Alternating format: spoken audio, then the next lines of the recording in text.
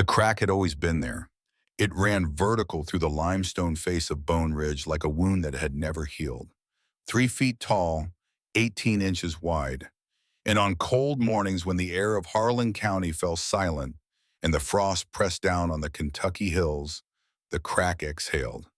A slow, steady breath of warm air rising out of the rock like something alive down there was still dreaming. Hunters passed it, loggers passed it.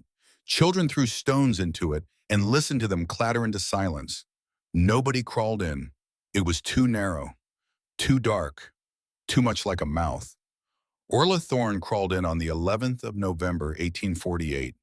She was 37 years old, the youngest of 4 siblings and the only daughter, and she had been given nothing. That morning, with the gray light of a dying autumn spread thin across the ridge, Orla pressed her shoulder against the cold stone and turned sideways. The limestone scraped her coat. The air inside the crack met the air outside, and between the two, her breath clouded and vanished. She held the lantern out in front of her. She pushed in. The first 10 feet were the worst. The stone closed around her like a vice, pressing her chest and her back at the same time, and every breath became a small act of war. Her ribs had to push the rock to make room for her lungs. The rough limestone scraped her shirt, then the skin beneath it. She could not turn her head. She could not raise her arm. She could only see what the lantern showed her, and what the lantern showed her was more rock, more narrow passage, more dark ahead. But she kept moving, because a woman who has been given nothing has nothing left to lose. 2 weeks before, in the front parlor of the Thorne farmhouse, a lawyer from the settlement had read the last will and testament of Amos Thorne in a voice like the scrape of a dull plow over frozen ground. The room had smelled of wood smoke and old tobacco. Amos had been in the cold earth for a month. His 3 sons and his only daughter sat in a half circle on mismatched chairs, each of them waiting to learn what the dead man had thought of them. Josiah Thorne sat in the best chair. 46 years old, heavy as a draft horse, with the thick hands of a man who measured the world in acres and bushels. He was the eldest, and he wore the expectation of inheritance on his face the way another man might wear a good hat.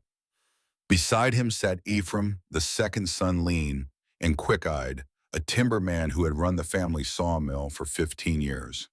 And beside Ephraim sat Elias, the third son, the quiet one who looked at the floor and said nothing, and had said nothing for most of his life. And in the corner, almost out of sight of the lawyer, sat Orla. She was small compared to her brothers, 5'5", narrow-shouldered, wiry. She had the look of a woman who had read too many books and done too little of what a woman was supposed to do, and her hands, though not soft, were not the hands of a farm wife. Her brothers had always called her Orla when they were being kind, and Runt when they were not. They had not been kind very often. The lawyer cleared his throat.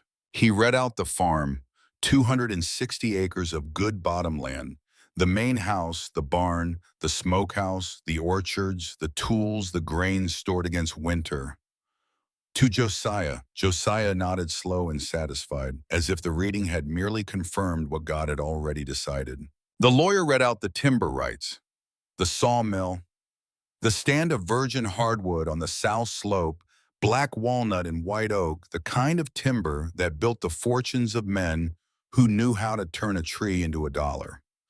To Ephraim, Ephraim allowed himself a small, sharp smile. The lawyer read out the south pasture, the livestock, 40 head of cattle, a dozen hogs, the mules, the chickens, the milk cow that had been old Amos's pride. To Elias. Elias did not smile. He did not nod. He only looked at the floor, and his mouth tightened once, and then he was still again. The lawyer turned the page, and Orla watched her brothers the way a woman watches a storm she cannot outrun. To my daughter Orla Thorne, the lawyer read, I leave the ridge parcel, being 40 acres of rocky and unsuitable ground, lying east of the creek and south of the old survey line, together with whatever may be found thereon. The room went quiet. And then Josiah laughed. It was not a kind laugh. It was the laugh of a man who had waited a long time to be proven right about his sister and who was enjoying the proving. It filled the parlor the way smoke fills a closed room. Ephraim joined in a dry chuckle, a shake of the head. "You got the bones, girl," Josiah said. He slapped his knee. "Bone ridge, fitting for the runt of the litter." "Ain't even good bones," Ephraim added, wiping his mouth. "Limestone. Can't build with it, can't burn it, can't eat it, but I reckon our Orla can read her books on it." Orla felt something tighten in her chest. It was not anger. Anger would have been easier. It was a cold, quiet recognition, the kind a woman feels when she finally understands that the thing she has been hoping for is not coming. She looked at her oldest brother. Josiah's face was flushed with laughter and triumph, and behind those things something else. Something Orla had seen on that face since she was a girl. Contempt. Plain and simple, the contempt of the strong man for the one who had always seemed less than strong, and the extra contempt, quieter but older, of the brother who had never quite forgiven his sister for being the thing his father had read to in the evenings. Orla looked at Ephraim. Ephraim would not meet her eyes. And then Orla looked at Elias. The quiet brother was still staring at the floor. His arms were folded. His jaw was tight. He had not laughed. He had not said a word. But he had not spoken up either, and in that silence, Orla read a truth she had carried all her life. Even the brother who did not despise her would not defend her. Orla stood up. She did not speak. She took the deed from the lawyer's hand. She walked to the door of the parlor. She opened it. The cold November air came in and met the warm air of the room, and for a moment the wood smoke stirred and curled and looked in the pale light like the breath of the ridge itself. And Orla Thorne, 37 years old, the only daughter of Amos Thorne, walked out of her father's house and did not come back. She had nowhere to go except the ridge, so she went to the ridge. She walked east from the farmhouse with everything she owned on her back, which was not much. A bedroll, a small axe, a good knife, a coil of hemp rope, a tin lantern and a flask of oil, $11 in silver coin folded inside a scrap of cloth, a tin cup, a wool blanket, a pound of parched corn, and 3 books. The first was Sir Charles Lyell's Principles of Geology, a used volume she had traded 4 squirrel pelts for at a bookseller in the settlement 3 summers earlier. The second was a battered copy of Silliman's American Journal of Science, given to her by a Presbyterian minister named Whitcomb, who kept a lending library above his parlor and believed, against the prevailing opinion of the county, that a farmer's daughter might be capable of learning. And the third book was her mother's Bible. She did not carry the Bible for devotional reasons. She carried it because her mother's handwriting was in the margins, and her handwriting was the closest thing to her voice that remained in the world. Mary Thorne had died when Orla was 9. She had been a soft-spoken woman with reddish hair and a way of reading to her youngest child in the evenings while the boys roughhoused outside. She had taught her daughter to look at the world and to wonder about it, and she had died of a fever in 3 days in the summer of 1820, and Amos had never quite looked at his only daughter the same way after. Amos Thorne had been a practical man. He had valued practical sons, and his 3 practical sons had grown up to be men he understood. Big-shouldered, slow-spoken, hungry for land. Orla had grown up to be something else. A quiet girl, a question-asking girl, a girl who preferred the lending library to the kitchen, and who once spent an entire Sunday afternoon sitting on a rock by the creek trying to figure out how the water had cut the bend.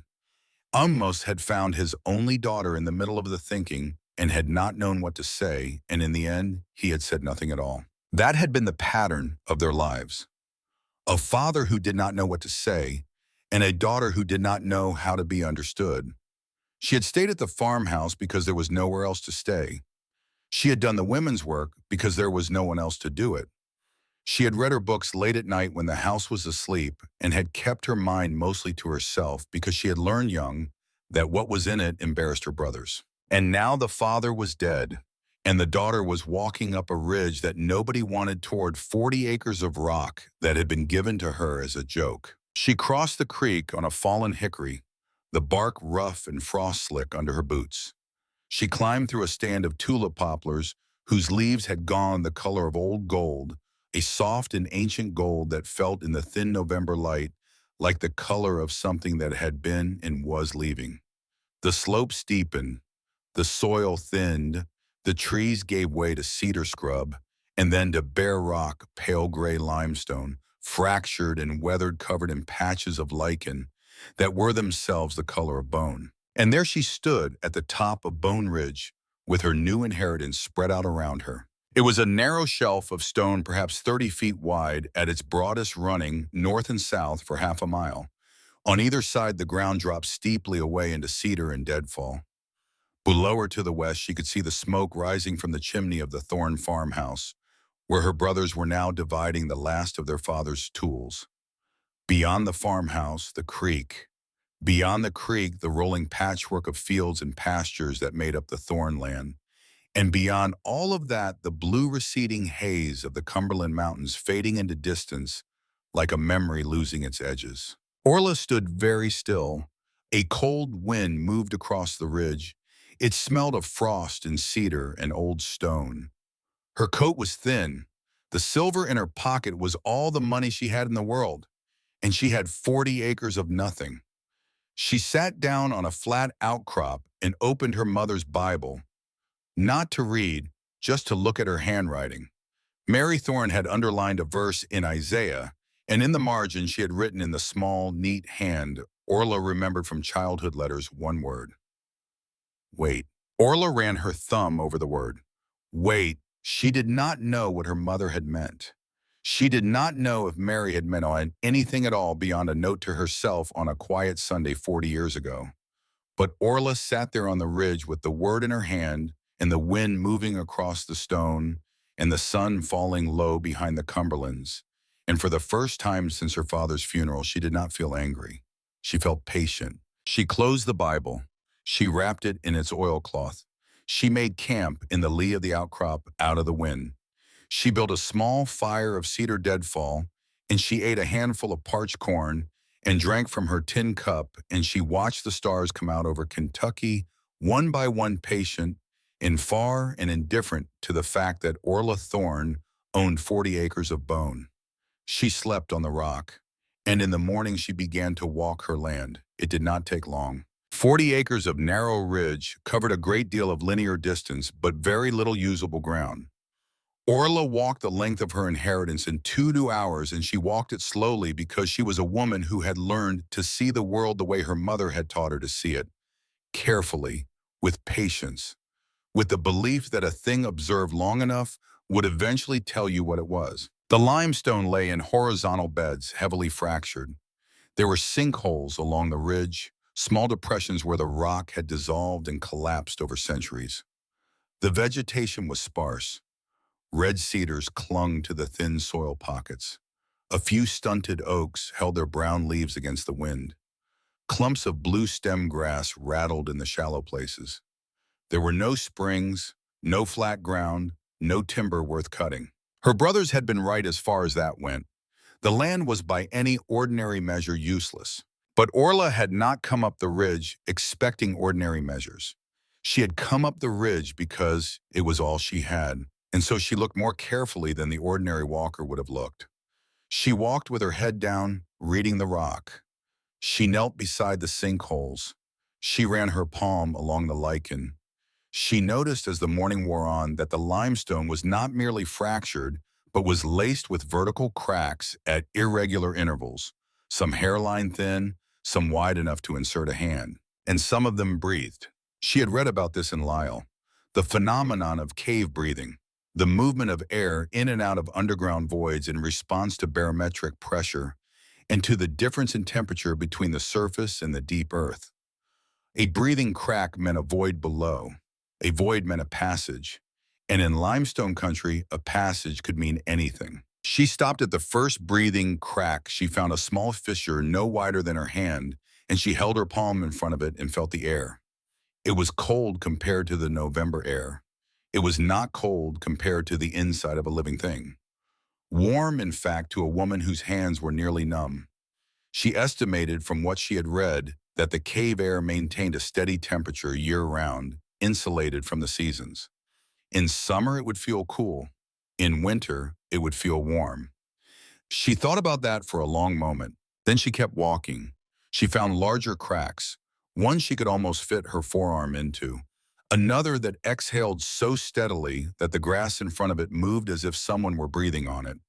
She followed the east face of the ridge, marking each fissure in her small, leather-bound notebook, and after another hour of walking, she came to the crack. It was different from the others, not just in size, but in feeling. It was 3 feet tall and roughly 18 inches wide, a vertical wound in a small bluff of limestone about halfway down the eastern slope. The rock around it was pale and weathered. The ground at its base was bare of grass, scuffed by the passage of animals over centuries.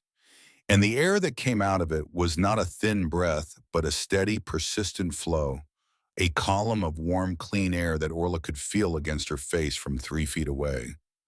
She knelt. She held her lantern unlit in front of the fissure. The air moved the flame wick even without a flame. She closed her eyes. She smelled wet mineral and deep thyme. She smelled clean stone and still water. She smelled nothing of rot, nothing of sulfur, nothing that suggested anything dead had been down there for a very long time. Good air, moving air, air that had been somewhere and was going somewhere else, and had been doing so in all likelihood since before her grandmother's grandmother had been born. Orla opened her eyes. She looked at the crack. She looked at her own shoulders. She looked back at the crack. It would be tight. She was not a large woman, but 18 inches was not much room. And she had no idea what was on the other side. There might be a few feet of passage and then a solid wall. There might be a shaft dropping into nothing. There might be something worse. She thought of her brothers in the parlor laughing. She thought of her mother's word in the margin. Wait. She thought strangely of her father. Amos Thorne, the practical man who had written into his will a line about whatever may be found thereon. Nobody had explained that line. Nobody had wondered about it. Her brothers had assumed it was a flourish in old man's language. But Orla, kneeling in front of the breathing crack with the cold air of November on her back and the warm air of the earth on her face, wondered for the first time if her father, who had walked these ridges alone for 60 years, had ever heard the crack breathe. She did not know. She would never know. But the question once asked would not be unasked. Orla lit the lantern. She took off her coat because 18 inches was 18 inches and she needed every fraction. She folded the coat and left it on a flat stone beside the crack. She tucked her notebook inside her shirt against the skin. She coiled the rope around her left shoulder. She took a long, slow breath of the cold November air. And then she turned sideways, held the lantern out in front of her with her right hand, and pushed into the crack. The first 10 feet were the worst. The limestone closed around her on both sides. Her left shoulder scraped the rock. Her right shoulder scraped the rock. Every breath became an argument. Her ribs pushed against the stone, and the stone did not push back because the stone did not know she was there. And that indifference was the most frightening thing about it. She was not fighting an enemy. She was fighting the shape of the world. She moved an inch, then another inch. She slid her right foot forward. She shifted her hips. She shifted her shoulders. She slid her left foot up to meet her right. She slid the lantern forward along the stone. She breathed out, compressed her chest, and moved another inch. The rock was rough but not sharp. It did not cut. It only scraped, and the scraping was patient, and after a minute and then two, her shirt beneath the coat had worn thin at the shoulder, and the skin under the shirt had gone hot. At 20 feet, the passage angled slightly downward. The floor, which had been level and gravel, dropped 6 inches. Her boots scuffed on loose stone that had accumulated there over centuries, washed in by surface runoff or carried by the slow crawl of small animals. The walls glistened with condensation. The moisture was cool against her hands when she braced herself. The air grew stronger. It flowed past her now, steady and insistent, the way a river flows past a woman waiting in it. It pulled at the flame of her lantern. It smelled cleaner the deeper she went, as if the air above the ridge had been carrying the dust of the world, and only down here was it washed clean. At 30 feet, the crack narrowed. She felt it before she saw it. Her ribs pressed harder against the stone. Her breath shortened. She stopped moving and looked down. The lantern light showed her a gap that could not have been more than 14 inches wide. Her shoulders, even narrow as they were wider than that. And that was when the fear came. It came up through her like a flood, pure primal bright, the fear of being stuck, the fear of dying in the dark between two walls of stone that did not care whether she lived or died. It filled the narrow space like water fills a vessel, and it left no room for anything else. Her heart hammered against her compressed ribs. Sweat broke on her forehead. The lantern trembled in her hand, and the flame trembled with it, and the shadows on the wall trembled, and for a long moment Orla Thorne was not a woman at all, but a frightened animal in a trap. She closed her eyes. She could not go back. The passage was too narrow to turn around in, and even if she could have turned, the slight downward grade meant she would have had to climb back up through the scraping, compressing distance she had already come. And she did not know in the dark behind closed eyes whether she had the strength for that. She breathed. She counted. 1 breath, 2, 3. She thought about her mother. She thought about her hand in the margin of the Bible. She thought about the word wait. She counted 10 breaths. And then somewhere between the 8th breath and the 9th, the fear passed. It did not go away. It was still there down at the bottom of her, but it lost its grip.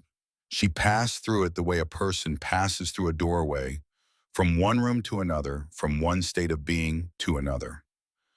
On the other side of the fear was a cold, clear calm that felt like the opposite of everything she had just felt. She opened her eyes. She exhaled everything she had in her lungs. She compressed herself as much as her body would compress. She moved her right foot forward. Her ribs scraped. Her shoulders scraped. She moved 2 inches, then 2 more. She did not breathe. She did not think. She moved, and the stone allowed her to move. And after what might have been 30 seconds or 30 years, the passage widened again, only by an inch. But an inch was enough. She drew a breath. She kept going. At 35 feet, the walls began finally to recede, not dramatically, a foot of space on each side, enough to turn her shoulders, enough to lift her arm. The floor dropped in a natural ramp. She could stand straighter. At 40 feet, the crack ended. Orla Thorne raised her lantern and looked into a room the size of a cathedral. The light did not reach the far wall. It did not reach the ceiling. It did not reach the corners of the chamber, wherever those were. It dissolved outward into darkness, the way a candle dissolves into the night sky, illuminating only the small circle where her body stood. She could see at her feet a floor of pale limestone, smooth as old bone, sloping gently down and away from her. She could see perhaps 20 feet to her left a wall of stone rising vertically into the black.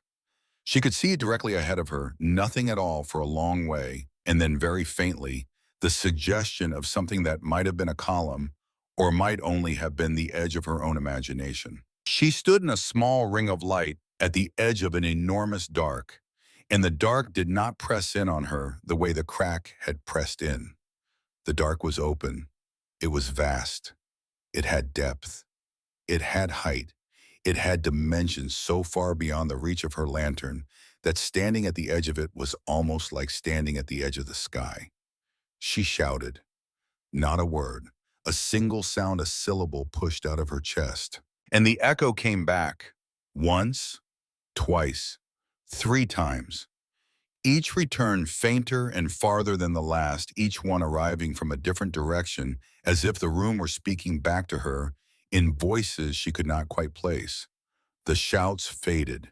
The silence returned. It was not the silence of an empty house or a winter field. It was a deeper silence, the silence of a place that had not been disturbed in a very long time.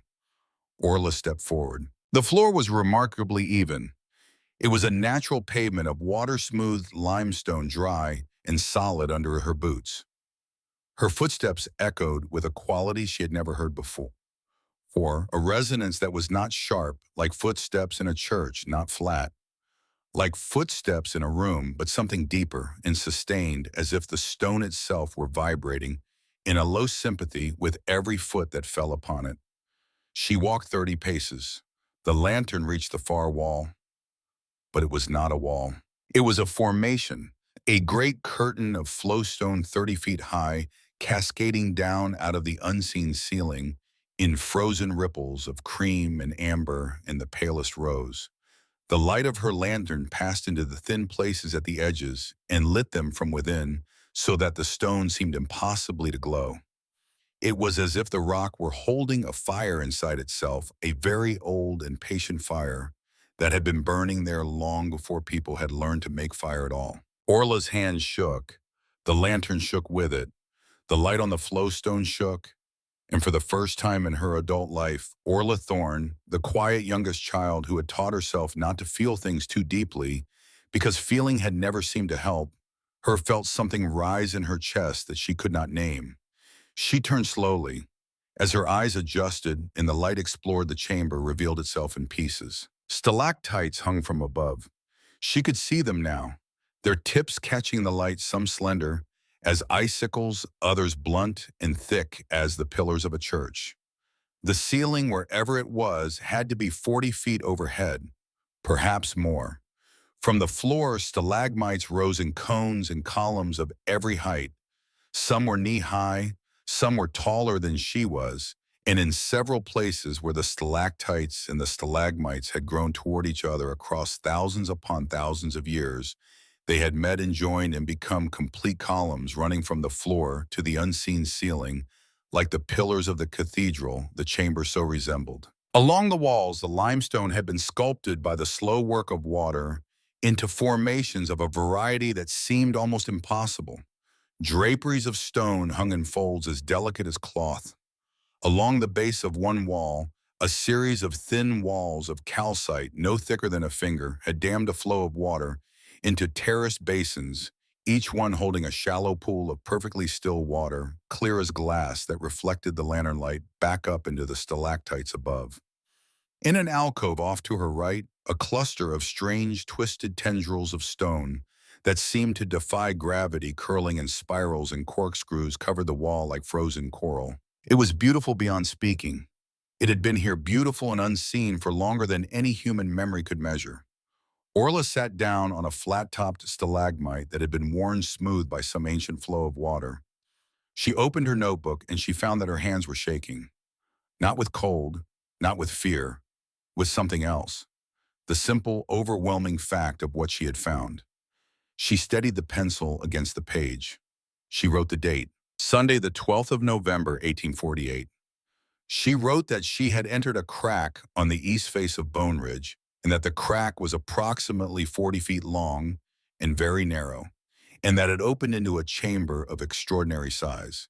She estimated the chamber at 80 feet wide, 100 feet long, with a ceiling of at least 40 feet. She listed the formations she could see: stalactites, stalagmites, flowstone, rimstone dams, helictites. She noted that the temperature was warm. She noted that the air was clean.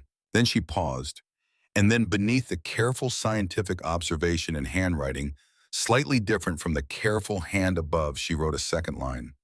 This is the most remarkable thing I have ever seen. She closed the notebook. She sat on the stalagmite for a long time in the warm, still air of the cathedral chamber, with the lantern burning and the great flowstone curtain glowing softly ahead of her. And she thought about her brothers in the farmhouse dividing the last of their father's tools. She thought about Josiah's laugh. She thought about Ephraim's dry dismissal. She thought about Elias silent in the corner looking at the floor. And she thought about the line in her father's will. Together with whatever may be found thereon, she did not know whether her father had known.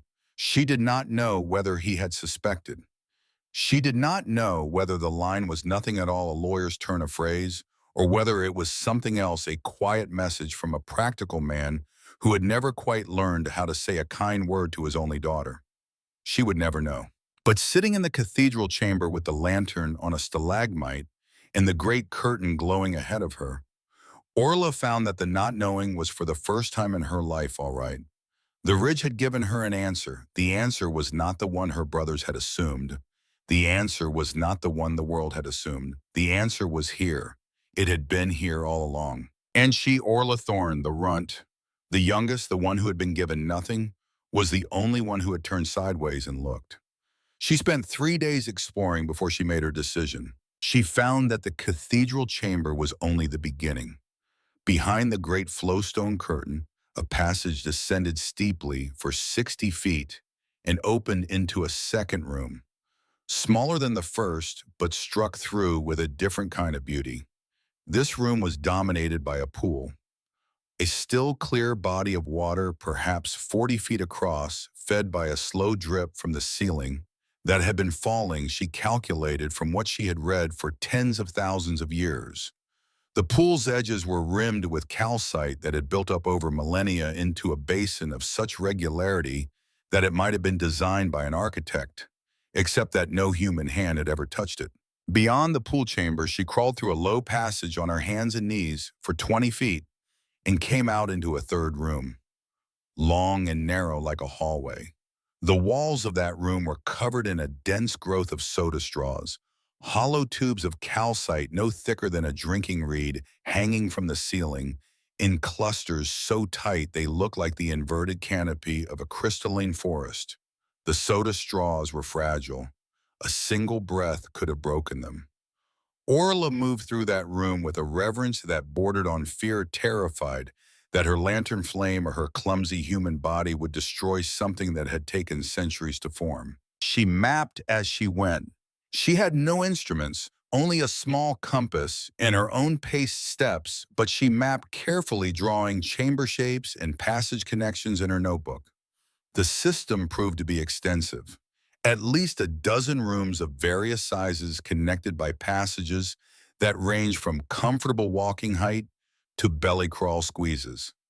The total extent she estimated was perhaps a quarter mile, though the twisting and branching made precise measurement impossible. The temperature remained constant everywhere, between 55 and 58 degrees, warm in winter, cool in summer, a thermal constant hidden beneath 40 acres of worthless stone. And somewhere in the middle of the second day, sitting in the cathedral chamber eating a handful of parched corn, while the lantern burned quietly on the stalagmite, Orla realized something. She realized it not as a sudden thought, but as a gradual recognition, the way a person recognizes a face in a crowd. First, a flicker, then a certainty. She had no house. She had no money to build a house. She had 40 acres of ridgeland that could not be farmed or timbered or grazed. But beneath that land, hidden behind a crack that was too narrow for her brothers, too dark for her neighbors, and too strange for any casual traveler, there was a natural shelter of extraordinary quality.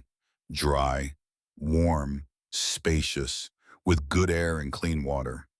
The cathedral chamber alone was larger than any house in Harlan County. She could live here. She sat very still with the thought. The lantern burned. The flowstone glowed. The drip in the pool chamber far behind her kept its patient rhythm. Somewhere in the deeper passages, air moved through stone with a sound like slow, quiet breathing. She could live here. On the 15th of November, 1848, 4 days after she had first crawled through the crack, Orla Thorne moved in. She pushed her bedroll through the narrow passage ahead of her, and then her books, and then her tools, each item a small battle with 18 inches of limestone. She set up her camp near the base of the great flowstone curtain, where a natural alcove in the rock offered a sheltered space about the size of a small room. She spread her bedroll on the smooth floor. She set the lantern on a flat-topped stalagmite. She opened Lyell's Principles of Geology and read for an hour by the light of her own small flame, surrounded by formations that Lyell himself would have marveled at. When she finally blew out the lantern, the darkness that came was absolute. Not the darkness of a cloudy night, not the darkness of a closed room, the darkness of the deep earth. A blackness so total that her eyes could find no difference between open and shut. It was the same darkness that had filled this chamber since the rock had been laid down and the water had carved it out, since the first drop had fallen in the pool chamber and begun its infinitely patient work on the calcite basin. Orla lay in it. She listened to the silence, which was not quite silence. There was the faint drip from the pool chamber. There was the almost imperceptible movement of air through the passages, and beneath everything, deep subsonic hum that she could feel more than hear the vibration of the earth itself, patient and enormous, and utterly indifferent to the woman who had come to live inside it. The stone held her like a hand. She slept. Word reached the settlement, as word always did. A trapper named Zebulon Crowder, following a deer trail along Bone Ridge, on a cold morning in January, noticed smoke rising from a crack in the rock. He was a cautious man. Zeb, a widower who had spent 40 years reading the forest the way other men read books, and he did not like smoke that rose from places where smoke was not supposed to rise. He crept closer. He saw a coat folded on a flat stone. He saw a coil of rope.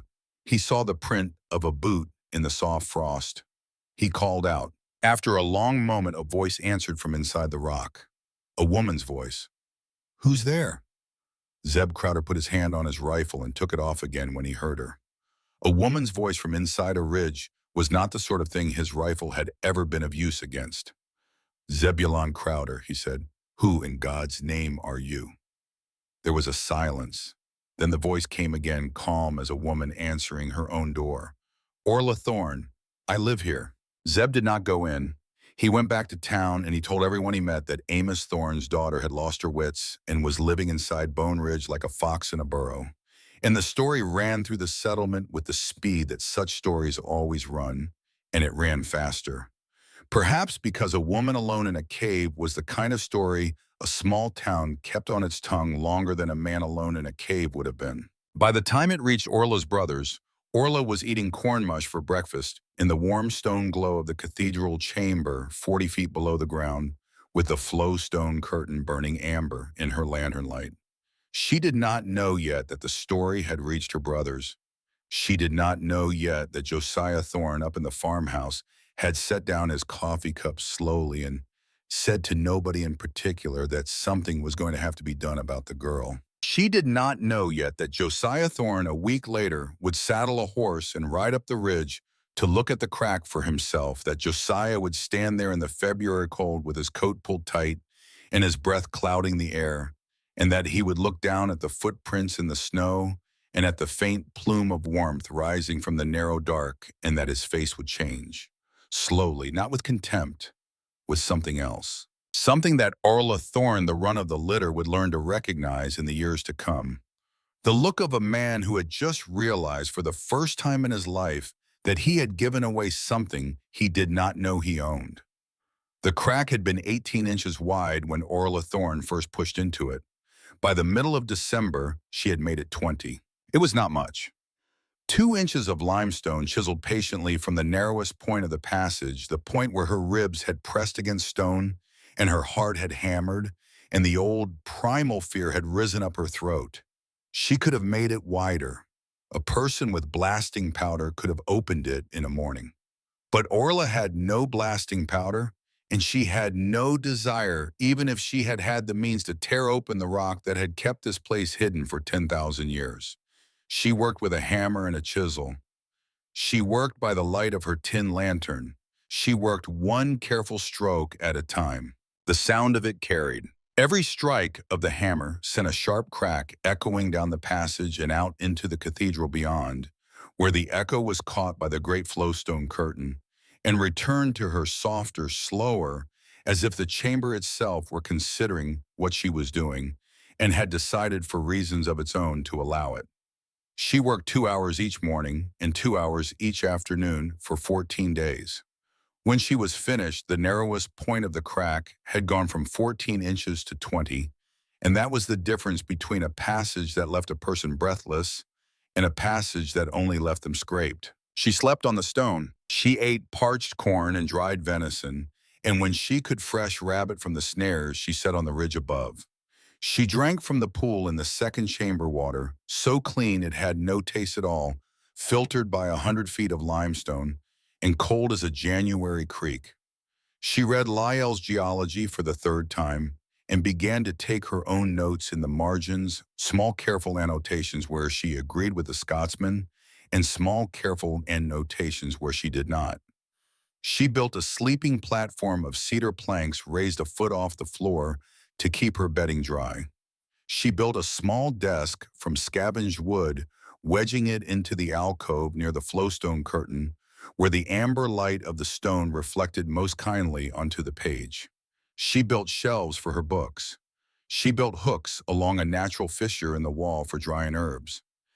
Every piece of furniture was built inside the cave because nothing wider than her own shoulders could pass through the crack. And so she built with mortise and tenon joints and oak pegs, no iron, no nails because nails would have required a forge, and a forge would have required ventilation that the narrow passage could not provide. It was slow work. It was the slowest work she had ever done in her life. And it was the first work she had ever done that was entirely her own. She had not planned to be a carpenter. Women in Harlan County did not plan to be carpenters. But she had watched the wheelwright in the settlement at his work when she was a girl, and she had watched her father frame a corn crib, and she had watched her brothers patch the farmhouse roof the summer she was 12, and she had, in the quiet way of a person who is paying attention when no one thinks she has learned a great deal. She discovered now in the cave that her hands knew more than she had given them credit for. She discovered that a mortise cut patiently was as satisfying as a sentence written plainly. She discovered that she had all her life been a builder waiting for something to build. She built. The loneliness was harder than the cold. The cold she could manage. The cave held its temperature steady at 56 degrees warm as an April morning, and she wore a wool shirt and worked until her blood was up and she was fine. The cold was a problem she had solved. The loneliness was not. There were days, particularly in January, when the light above the ridge went gray and thin and the sky pressed down like a lid, and Orla climbed up to the surface to check her snares and found herself standing on the limestone shelf with the whole of Harlan County spread out beneath her, and not one person in it who knew her name in the way a person ought to be known. Not one person who would have missed her if she had fallen on the icy rock and broken her neck. Not one person who would have noticed for weeks, maybe longer, if the smoke simply stopped rising from the crack in the ridge. On those days, she felt the loneliness as a physical thing pressing on her chest the way the stone had pressed during her first passage through the crack. It was not a grief exactly. It was closer to a kind of pressure, the pressure of being in every way that mattered alone. She had learned as a girl how to live with it. The only daughter of a practical man in a hard country does not often get what she needs. But she had always at the edges of that loneliness had the borrowed warmth of a family, however distant. A brother who was not cruel if not kind. A father who spoke if not often. A farmhouse with a fire in it that she could walk into if the cold outside grew too cold. Now there was no farmhouse. There was only the cave. And the cave was warm, and the cave was dry, and the cave held her like a hand.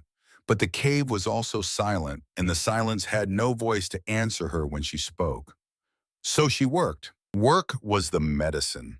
As long as her hands were moving, building, chiseling, measuring, writing, the loneliness receded to a manageable distance, like a sound that was always present, but could be ignored if a person concentrated on something closer.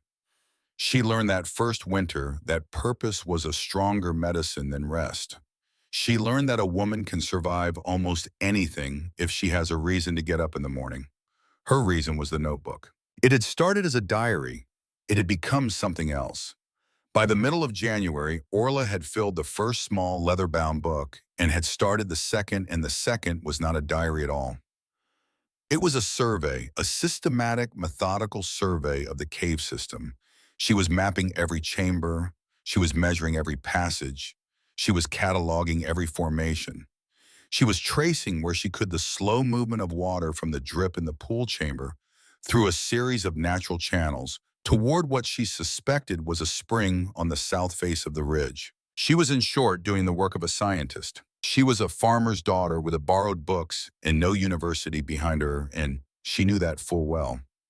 She knew that the men who wrote in Silliman's journal would have laughed at her if they had seen her ungainly sketches and her pacing for distance and her compass needle bearings. She knew, too, that they would have laughed twice as hard if they had learned the observations were made by a woman. The scientific men of 1849 did not make much room for women. But the observations were careful and the records were honest, and as the cave emerged in her notebook page by page, chamber by chamber, it became something that no casual visitor could have guessed. It became a place of genuine complexity, and she, Orla Thorne, was the one who understood it. Josiah came up the ridge in the middle of February. It was a hard morning, the kind of Kentucky morning when the sky is so cold and so clear that it looks polished. Orla was splitting kindling outside the crack, a pile of cedar sticks at her feet, her breath clouding in the air when she heard the horse coming up the slope. She did not stop splitting. She set the axe, raised it, brought it down. A stick cracked clean. She set another one. Josiah rode up on a big roan gelding that was breathing hard from the climb. He did not dismount. He sat in the saddle and looked down at his sister, and for a long moment nothing was said. Orla set another stick. She split it. She did not look up. "You need to come down from here," Josiah said. Orla set the axe on the ground. She picked up the split pieces and stacked them against the rock. She still did not look up. "Why, because you're living in a hole." "I'm living in a cave," Orla said. "There's a difference." Josiah shifted in the saddle. The leather creaked. The horse blew out a cloud of warm breath that hung in the cold air and then faded. "People are talking," Josiah said. Orla finally looked at him. Her brother had aged in the 4 months since their father's funeral. There were new lines around his eyes. The heaviness that had always sat on him had settled lower into the jowls. He looked, Orla realized, like a man who was carrying more than he had expected to carry. "People always talk," Orla said. "It does not require my participation." Josiah's jaw tightened. "Pa didn't leave you this land so you could crawl into it like a fox. Pa didn't leave me this land at all if you listen to you and Ephraim. He left me a piece of paper that says I own the rock. What I do with the rock is my concern." Josiah looked at her. It was a long look. It was not a kind look, but it was different from the look he had given her in the parlor on the day of the will. That look had been contempt. This look was something else. It was the look of a man who was trying to read a text he had not bothered to read before, and who was beginning to suspect that the text was not the one he had assumed. Josiah's eyes moved for the briefest moment to the crack in the rock, to the thin plume of warm air that rose steadily from it in the February cold, visible against the dark of the cedar scrub behind it like the breath of a sleeping animal. Then his eyes moved back to Orla.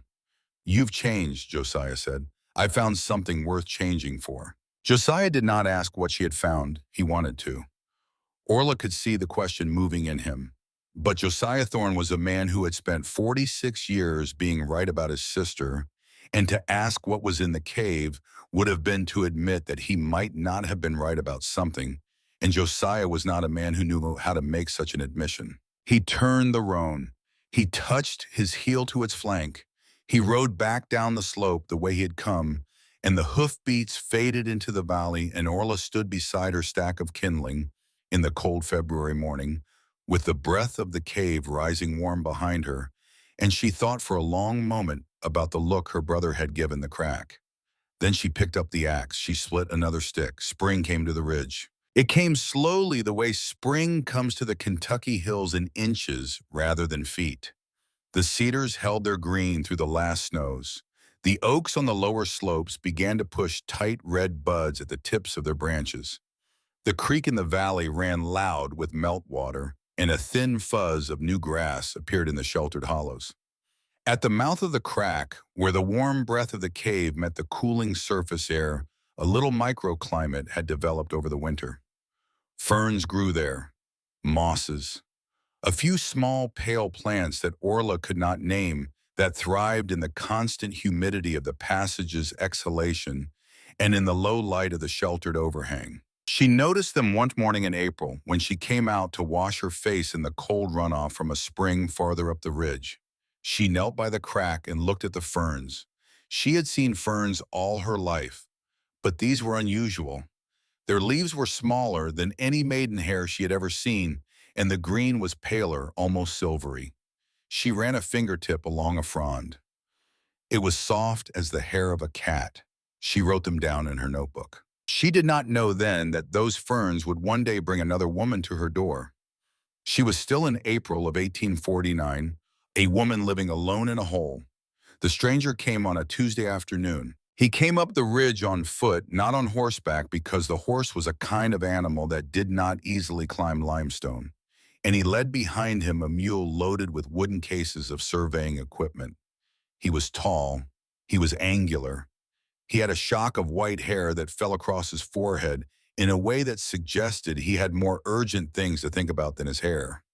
He was somewhere past 60, Orla guessed, though his movements had the brightness of a much younger man, the brightness of a person who has spent his life asking questions and has not yet run out. Behind him came a boy of perhaps 20, bent under a leather satchel and breathing hard. The student. Orla learned his name later and then forgot it, which perhaps was not fair, but the boy was not the one who would matter to the story of Bone Ridge. The tall man was. "Miss Thorne," he called out while he was still 20 paces from the crack. Orla stood up from her work. She had been weaving a small hemp mat to hang across the entrance to her sleeping alcove. She set the unfinished mat on the flat stone. "Yes, my name is Bartholomew Hale. I'm a professor of natural science at Transylvania University in Lexington." The man had arrived at the crack now. He stopped, and his eyes went immediately to the fissure, and he looked at it with the intensity of a person who had been looking at cracks in rock for 30 years and had learned to tell at a glance which ones were worth more than a passing look. "I am told," he said, "that you have found a cave." He did not hesitate on the miss. He did not soften his question with the condescension Orla was accustomed to hearing in the voices of educated men. He asked as he would have asked a male colleague. Orla looked at him for a long moment. She had expected eventually that someone would come. She had not expected it so soon. And she had not expected a man like this. The men in the settlement had come already, a few of them curious enough to ride up and see for themselves the crack that Zebulon Crowder had described. And they had stood in the cold wind and looked at the fissure and concluded, most of them, that Crowder had exaggerated and that the Thorne girl was merely living in a rock shelter of some modest kind. They had not asked to see inside. It would not have occurred to them to ask. A woman's cave, like a woman's mind, was not considered a territory worth surveying. This man was different. "I have," Orla said. "How large?" "The main chamber is 92 feet long by 78 wide. The ceiling is 44 feet at the highest point. There are at least 12 chambers beyond it." Hale's white eyebrows went up. "You have measured?" "As best I can, by pacing, by compass. I have records." "May I see them?" "The records or the cave?" "Both," Hale said, "if you will permit it." Orla looked at him. She looked at the student. She looked at the mule with its wooden cases of what appeared to be proper surveying equipment, a surveyor's chain, a clinometer, a set of fine brass instruments in a fitted case. The tools of a man who measured the earth for a living and did it with more precision than a farmer's daughter with a compass in her pocket and her own 2 feet. "You would have to go in sideways," Orla said. "The passage is 20 inches at the narrowest point." "I have done narrower," Hale said. He had not, of course. Orla could see that he had not. Hale was taller than Orla and broader in the shoulders, and the crack was going to be harder for him than it had been for Orla on her first attempt. But the professor's eyes were bright with a kind of hunger that Orla recognized because she had felt it herself in November, kneeling before the breathing crack for the first time. It was the hunger of a person who had just realized that something on the other side of the stone might be worth very nearly anything to see. Orla said, "I will get an extra lantern." They spent 4 days in the cave. Hale negotiated the crack with a determination that bordered on the religious. He went through it sideways with his coat off and his sleeves rolled, and he emerged into the cathedral chamber with limestone dust in his white hair and a bleeding scrape across his knuckles, and an expression on his face that Orla would remember for the rest of her life. It was the expression of a man who had opened a door he had expected to open and had instead fallen into a cathedral. Hale stood in the small circle of their combined lantern light for a long moment and did not speak. His breath came fast. He reached out slowly and laid a palm against the base of a stalagmite near where they stood, and he closed his eyes as if by touching the stone, he could verify that it was real. Then he opened his eyes. "My God," he said very quietly. "Yes," Orla said. That was all they said for a while. Then Hale began to work. He worked with the discipline of a man who had spent 3 decades classifying the wonders of the earth and had developed a set of habits for converting astonishment into data. He measured the cathedral chamber with the surveyor's chain and the clinometer, and he confirmed to within a foot every one of Orla's estimates. He cataloged the formations with a systematic precision that made Orla's own notebook look, Orla thought without quite meaning to, like the rough draft of a book Hale was already writing. He tested the water of the pool in the second chamber and pronounced it pure, filtered by percolation through the limestone low in minerals, drinkable without treatment. He measured the temperature at 12 points throughout the system and found, as Orla had found, that it held steady between 55 and 58 degrees, regardless of depth or distance from the entrance. And he read the notebooks. He read them in the evening, sitting on a folded coat on the cave floor by the base of the flowstone curtain, with his own lantern set on a flat-topped stalagmite and Orla's small library of books arranged on a stone ledge behind him. He turned the pages slowly. He did not skim. He read. And when he finished the second volume late on the third night, he looked up at Orla with an expression that was not any longer the expression of a professor examining the work of an amateur. It was the expression of one careful observer regarding another. "These are good," Hale said. "Thank you. They are more than good. They are in places better than the work I have seen from trained men. Your hydrology, your formation taxonomy, the care you have taken with the air movement, the barometric notes. Where did you study?" "I did not." "You did not." "I read Lyle," Orla said. "I read Silliman's journal. There is a minister in the settlement who keeps a lending library. He let me use it when I was a girl." Hale was quiet for a moment. "Lyle and a minister's lending library," he said. "Yes." Hale set the notebook down on his knee. "Miss Thorne," he said, "I have been coming up into these hills for 20 years. I have seen a good many caves in Kentucky and in Virginia and in the caverns of the Shenandoah. I have read, I believe, every significant cave survey written in this country in the last 30 years. He paused. The lantern light moved across the flowstone curtain above them, and the amber glow of the stone seemed to deepen as he spoke. "What you have found here," he said, "is among the most significant cave systems I have ever encountered. The formations in the soda straw gallery are worth a scientific paper on their own. The helictite cluster is of museum quality. And this chamber," he gestured up at the vast dark above them, "is extraordinary. The scale, the preservation, the variety of formations in a single room.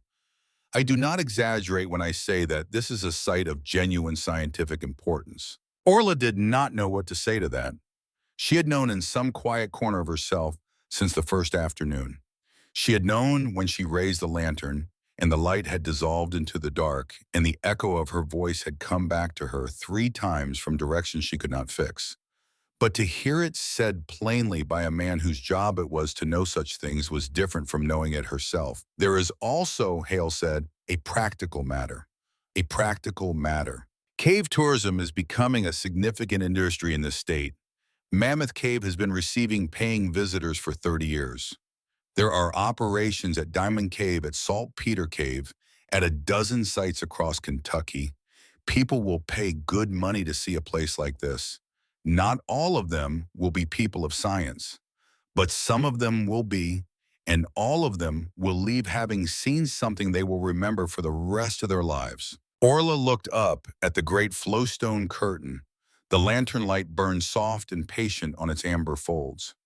"I do not want to damage the formations," she said. "Nor should you. The best operations are the careful ones. Guided tours, controlled access, preservation as a priority. The cave's value, Miss Thorne, increases the more intact it remains. Hale leaned forward. I can help you. I can bring this to the attention of the scientific community. I can connect you with men who understand both the science and the business. But he said you will need another entrance. That crack will not serve, not for visitors, and widening it much further would damage the structural integrity of the ridge above. I know, Orla said. Oh, she had been thinking about it for weeks. She had identified during her explorations a second potential access, a sinkhole on the ridge top 30 feet east of the crack that connected to the cathedral chamber through a vertical shaft. The shaft was natural, a chimney in the limestone roughly 4 feet in diameter, dropping 25 feet to the chamber floor. It was plugged at the surface by a plug of soil and fallen debris that had accumulated over centuries, but when she had cleared away the top layer, she had felt the draft rising through it. She could open it, she could build a ladder down it, she could make a door through which a visitor, a scientist, a paying customer could descend without turning sideways.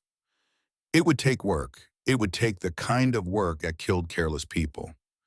She began the digging at the start of June. She dug alone because she had nobody to help her, and because she had reached by then the kind of settled independence that made help feel more like interference.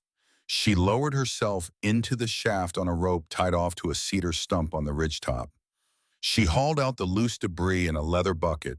She chipped at the packed soil with a short hand pick.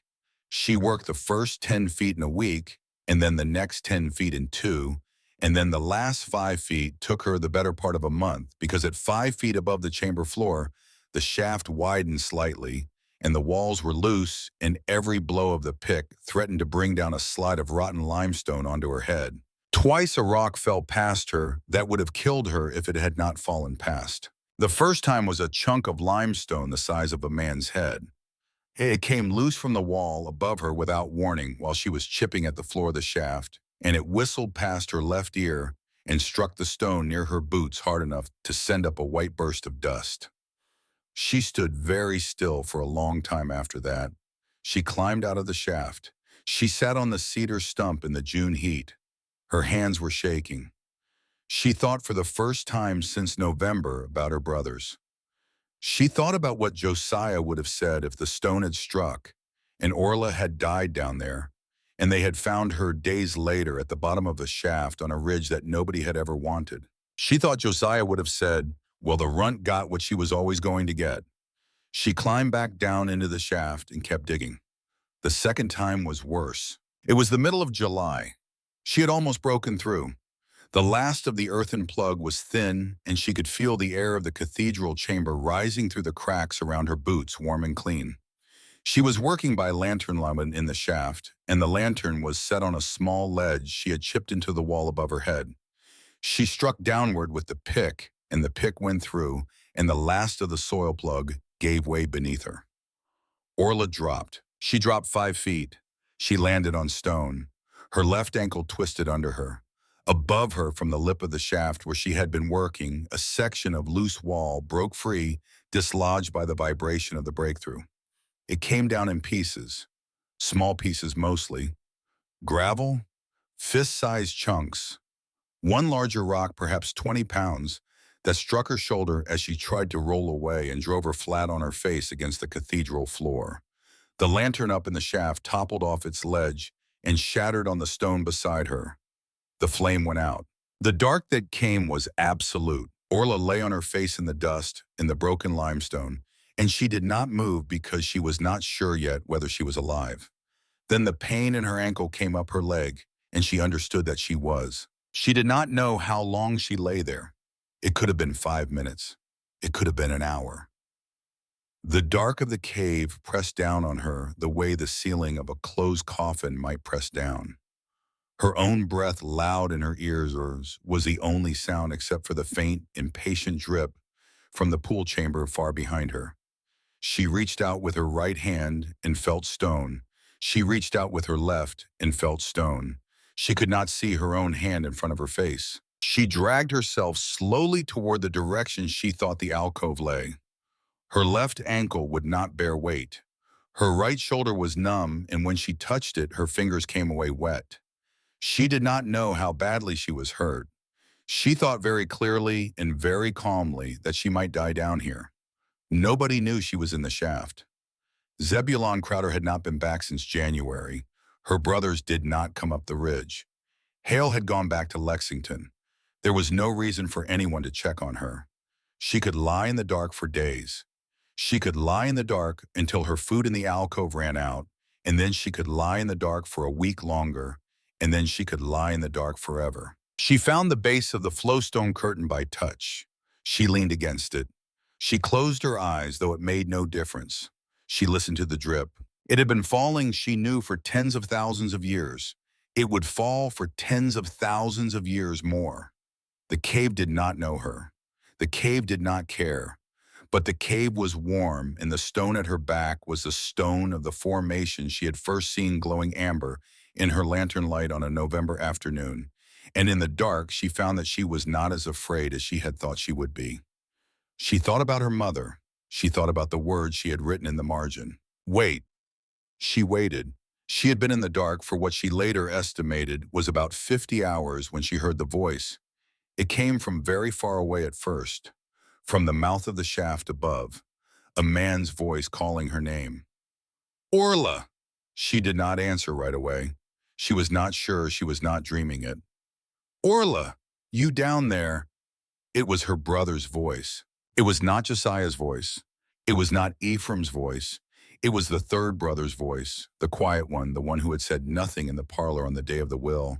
And the surprise of hearing it in the dark of the cave was so complete that for a moment Orla could not make a sound. Then she called back. She called back that she was alive. She called back that her ankle was broken. She called back that her lantern had gone out. And 30 minutes later, Elias Thorne came down the shaft on a rope he had tied to his own saddle horse, a second lantern in his hand, and he knelt beside his sister in the dust of the cathedral chamber. And he looked at her for a long moment, and he said very simply, "Easy now." It was the gentlest thing any of the brothers had ever said to Orla in her life. Elias bandaged the ankle with strips from his own shirt. He cleaned the shoulder. He held a cup of cold pool water to her mouth. He said very little. He had always said very little. But he stayed for 2 days in the cave, sleeping on the floor beside Orla's platform. And in those 2 days, he looked at the cathedral chamber and the flowstone curtain and the forest of stalactites above them. And he did not speak because Elias Thorne was a man for whom speaking had always been a kind of pain. On the morning of the third day, when Orla could stand on the ankle with a cedar stick for a crutch, Elias rose to leave. He stood at the base of the ladder that Orla had not yet built, at the bottom of the shaft that was not yet finished, and he looked up at the circle of daylight far above him. And he said the thing he had come to say. Pa knew. Orla looked at him. Knew what? That there was something here. Elias did not look at her. Elias was looking at the flowstone curtain. His face in the amber light was the face of a man who had carried a thing for a long time and was finally setting it down. Pa used to walk this ridge by himself, he said. After Ma died, in the evening sometimes. He would be gone 3-4 hours. He never said where he went, but I saw him come down once when I was maybe 15, and his coat had dust on it like he had been in a dry place. White dust, limestone dust. He was quiet for a moment. I did not know what it meant. Boy that age does not know what anything means, but I remember it. Orla did not move. He never told me, Orla said. No, he never told any of you. No, he would not have. Pa was not a telling kind of man.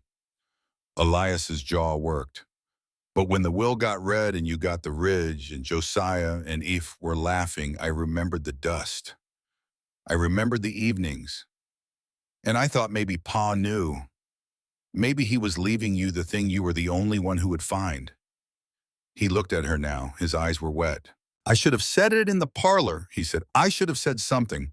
I stood there and I let them laugh and I let you walk out. And I have been thinking on that for 8 months, Orla, and I have not slept right for 6 of them. You hear me? Orla could not speak. Elias reached out. He put a hand on his sister's shoulder and on the side that was not bruised, and he held it there for a long moment in the warm, still air of the cave her father had known about and had never named. Then he took his hand away. He climbed the rope back up the shaft. Orla heard the horse above and the creak of the saddle and the hoofbeats fading down the ridge. She sat alone in the cathedral chamber with the lantern burning and the flowstone curtain glowing amber behind her. And for the first time since the summer of 1820, when she was 9 years old, Orla Thorne cried for her father. She cried for a long time. The cave did not mind. The cave did not know. The drip in the pool chamber kept its patient rhythm, and the air moved gently through the passages, and the amber stone glowed in the lantern light. And Orla Thorne, 37 years old, wept in the deep earth for a man who had walked a ridge alone for 30 years and had left at the end of it a line in a will that nobody else had bothered to understand. Together with whatever may be found thereon, her father had known. Her father had left her the one thing he had not known how to give her in any other way. She finished the shaft in August. She built the ladder in September. She built it out of black locust, the hardest and most rot-resistant wood in the Kentucky hills, and she cut the round rungs on a lathe that she had borrowed from the wheelwright in the settlement, and she secured them in mortised holes in the side rails with wedged oak pegs. It descended the full 25 feet of the shaft. It landed on the cathedral floor 10 paces from the base of the flowstone curtain. The climb was not easy, but it was possible for any reasonably able-bodied person, and it eliminated the crack as the primary access to the cave, and it opened the cathedral chamber to visitors who would never have fit through 18 inches of limestone. Bartholomew Hale came back in the middle of September. He came with 2 colleagues from Transylvania University and with a journalist from the Lexington Observer, a thin, sharp-eyed man named Thaddeus Pike, who had written a book about Mammoth Cave and considered himself a difficult man to impress. They descended the ladder into the cathedral chamber by lantern light, and when Pike reached the floor and raised his lantern and turned slowly in the amber glow of the great flowstone curtain, he did not speak for a long time. When he finally spoke, he said only, "Good God." He said nothing else for several minutes. Then he asked Orla how long the first masons had taken to grow. "Tens of thousands of years," Orla said. "Perhaps 100,000 for the largest columns. A stalactite grows about an inch per century under ideal conditions." Pike looked up at a stalactite that hung like a spear 6 feet above his head. 600 years, he said. "At minimum, probably longer. The growth rate varies with the water chemistry and the temperature." "And it has been here all this time," Pike said, "behind a crack in a rock." "Behind a crack in a rock," Orla said. Pike's article ran in the Observer in the first week of October. It was not long, but it was written by a man who had stood in the cathedral chamber and could not forget what he had seen, and the prose carried the weight of that unforgetting. Pike did not mention that the person who had found the cave and mapped it and was now guiding visitors through it was a woman. That omission was not his oversight. Hale had asked him to leave it out, and Pike had agreed, and both men had made the calculation without needing to discuss it, that a cave discovered by a woman in 1849 would not be taken as seriously by the scientific public as a cave discovered by a man. When Orla read the article, she understood the omission, and she did not object. She had not, she realized, been written out of her own discovery. She had been written around it. That was a different thing. The cave was still hers. The notebooks were still hers. The readers would come and they would see and they would know. Within 10 days, the first letters began to arrive at the post office in the settlement, addressed to Mr. Othorne, Bone Ridge, Harlan County, Kentucky. The postmaster did not correct the Mr. He had already decided privately that he did not want to. The first visitor came 2 weeks later. He was a doctor from Lexington traveling with his wife and grown daughter, and he had read the article in the Observer and had decided on a Sunday afternoon that he wanted to see the cave for himself. Orla met them at the shaft entrance. She had built by then a small roofed shelter over the shaft head, a kind of well housing with a cedar door that she could padlock. She had built a wooden bench for visitors to sit on while they waited. She had built inside the cave a handrail along the section of passage between the cathedral chamber and the pool chamber to keep clumsy feet away from the more delicate formations. The doctor looked at her for a beat too long when he realized she was the guide. His wife looked once and then looked away, already settling the matter. His daughter, who was perhaps 20, looked at Orla as if she had never seen a woman like her before. Orla charged the family 75 cents, 25 cents each. She led them through the cave for 2 hours by the light of 3 lanterns. She told them what she knew, which was a great deal in a quiet, steady voice. She did not perform. She did not embellish. She told them about Lyell. She told them about the slow patience of water. She told them about the drip in the pool chamber, which had been falling since before the pharaohs. She told them about the soda straw gallery, where they would have to move slowly and breathe softly because the formations were thinner than a reed and older than the idea of a country. The doctor's daughter stood in the cathedral chamber and wept silently for a full minute. The doctor shook Orla's hand at the top of the shaft and said that he had never in all his life seen such a thing. He said it as a man says a thing he has decided is true, regardless of whom it cost him to admit. They went back to Lexington. They told their friends. By the end of November, Orla had guided 11 tours. By the end of December, she had guided 19. The income was modest but steady. $5 in a good week, 3 in a lean one, more money than she had ever earned in her life. She saved it in a tin box in the alcove beside her bed platform. She bought better lanterns. She bought a second lock for the shaft door. She bought supplies for the winter salt pork flour, coffee-dried apples, and pushed them through the crack rather than down the ladder. Because the ladder she preferred to reserve for visitors, and the crack was still to her the real entrance to the place. The entrance her brothers could not fit through the entrance that her father had perhaps once long ago, in a widower's walk on a summer evening, leaned his face against and felt the breath of the earth on his cheek. In the middle of that December, a letter came from Bartholomew Hale. It was a short letter, 2 paragraphs. The first paragraph congratulated Orla on the growing reputation of the cave. The second paragraph mentioned in passing that Hale had a young friend, an artist of some promise, a woman of careful habits and unusual eye, who had expressed interest in coming to Bone Ridge in the spring to sketch the ferns at the mouth of the crack. Her name, Hale wrote, was Rowan Bellamy. Her father had been a school teacher in Lexington.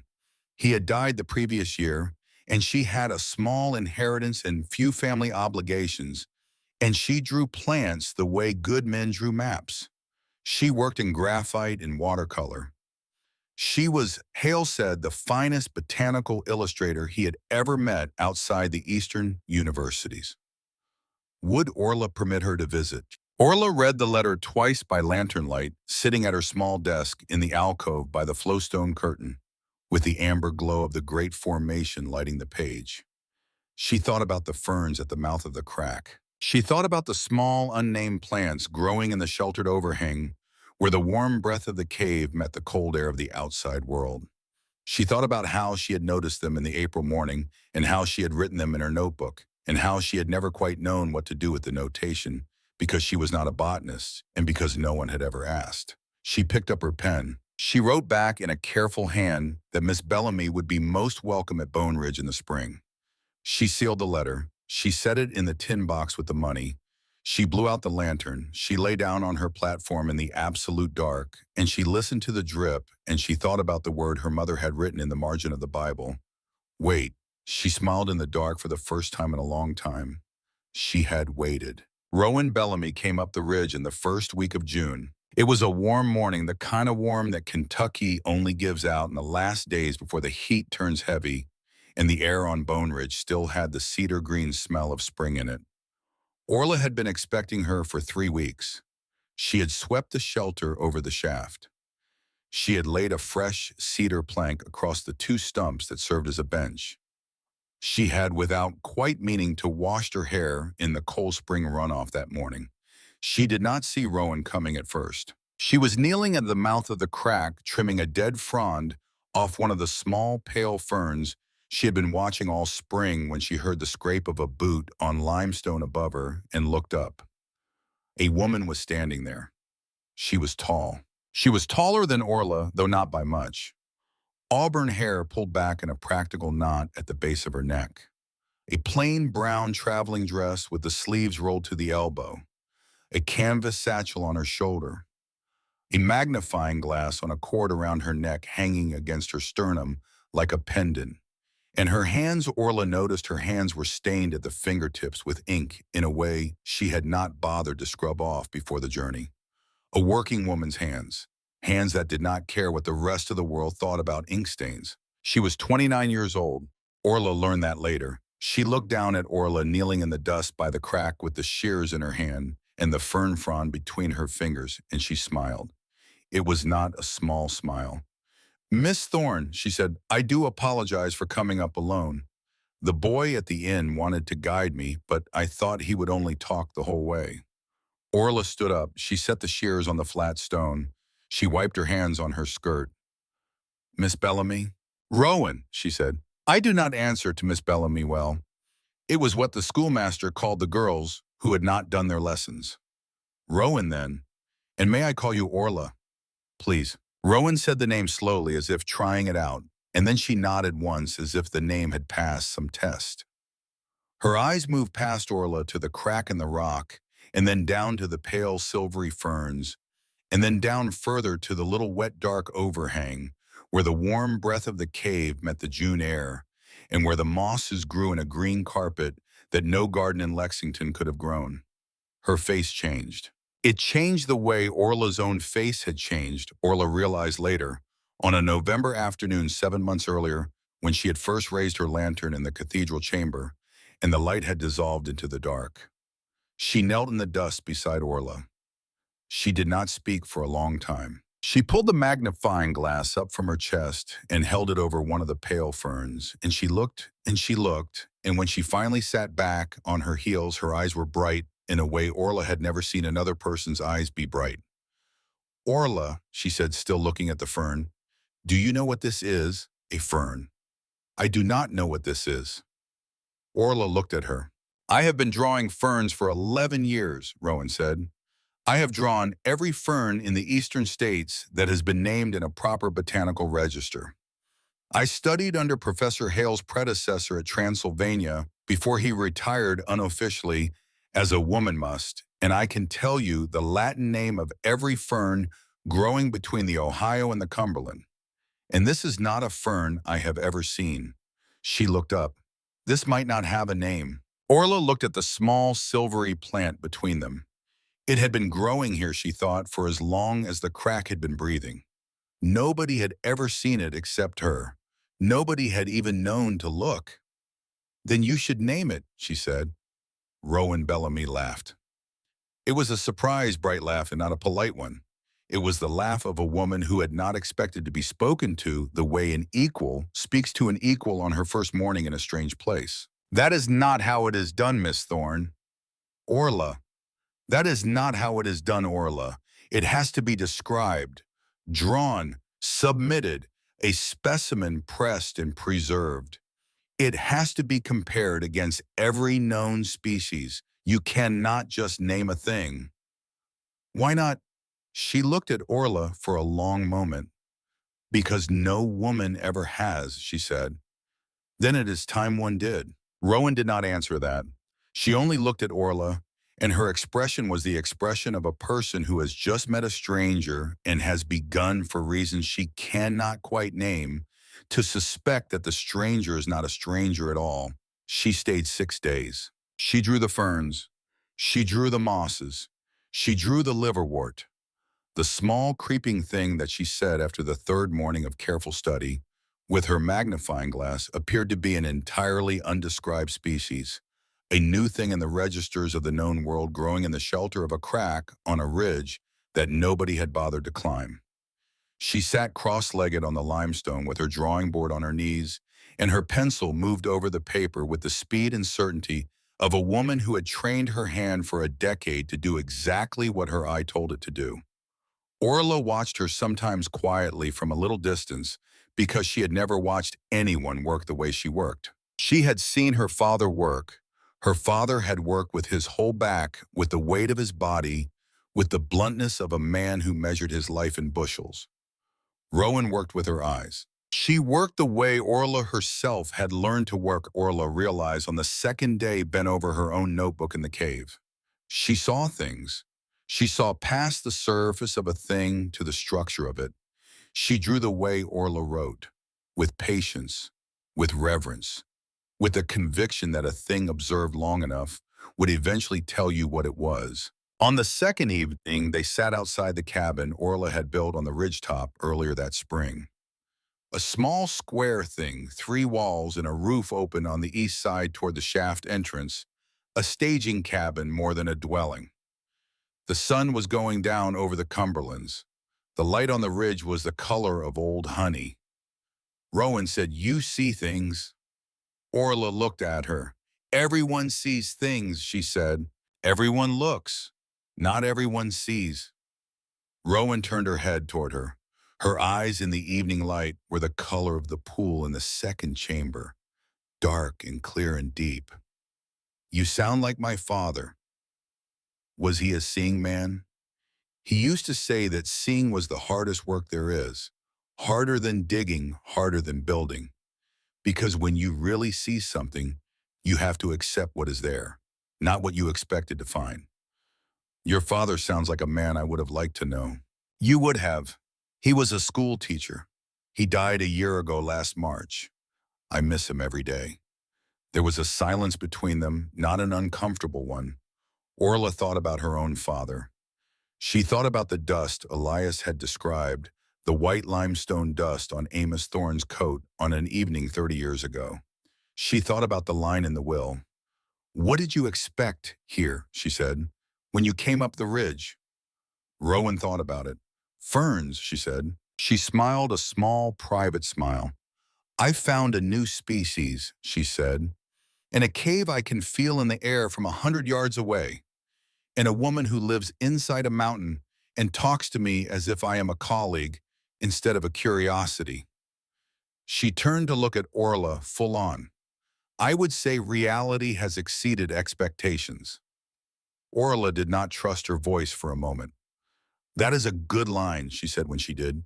"Keep it. It is yours. I have no use for lines. I only draw pictures." Rowan came back in July. She came back in August and stayed 10 days. By October, the shape of the arrangement had become clear to both of them without ever needing to be discussed. Rowan had few ties in Lexington, a small rented room, a landlady who tolerated her, a handful of acquaintances at the university who used her talents and paid her modestly. She had no family left. Her work did not require a city, only a subject. And the subject she had found at Bone Ridge was larger than anything Lexington had offered her in a decade. In the first week of November 1851 year, to the day after Orla had first moved into the cave, Rowan Bellamy arrived on the ridge with a cedar trunk of clothes, a cedar trunk of books, a crate of drawing supplies, and the quiet, settled air of a woman who had decided something. "If you will have me," she said at the shaft entrance, "I mean to stay." Orla did not answer for a moment. Her throat had closed in a way she did not expect. "I will have you," she said. "Of course I will." They did not marry. 2 women in Harlan County in 1850 did not marry one another, and neither of them wanted the kind of ceremony that would have required lies. But in the settlement, and later in Lexington, and in the pages of scientific correspondence, they came to be known as the Thorne-Bellamy household, a phrase that the postmaster used on envelopes and that the minister Whitcomb used when he wrote to them, and that the University of Transylvania eventually used when it printed in 1863 the first monograph on the cave system, co-credited to O. Thorne and R. Bellamy. 2 women sharing a home and a body of work and a life was a thing the 19th century knew how to hold without entirely naming it, and Orla and Rowan lived inside that unnamed thing for 38 years. Rowan moved into the cave with Orla. Not the cabin on the ridgetop, which she considered merely a convenient staging area. The cave itself, the cathedral chamber where Orla Bello had been living for 2 years. She brought her drawing board and her books and her magnifying glass in a small cedar trunk of clothes, and within a month she had transformed Orla's solitary arrangement of bedroll and scattered notebooks into a home. She hung a length of plain cotton across the entrance to the alcove to make a private sleeping chamber. She arranged the cooking area near the passage with the efficiency of a woman who had kept house for her schoolteacher father for a decade after her mother's death.